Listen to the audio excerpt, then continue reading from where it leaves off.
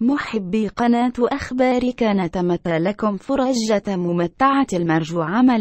عمل لايك واشتراك في القناة لتشجيعنا على الاستمرار والمشاهدة الجديد دائما.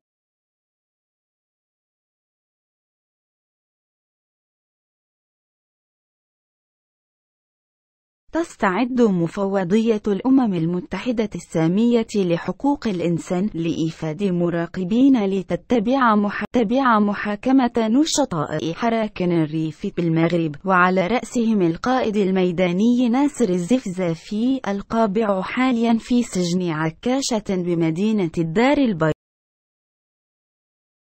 بالإضافة إلى زيارة أماكن الاحتجاج في منطقة الريف وفي مقدمتها مدينة الحسمة. وأوضح محمد زيان وزير حقوق الإنسان السابق والمحامي وعضو هيئة دفاع معتقلي حراكن الريف في تصريح خاص لام إيرامي نيوز أن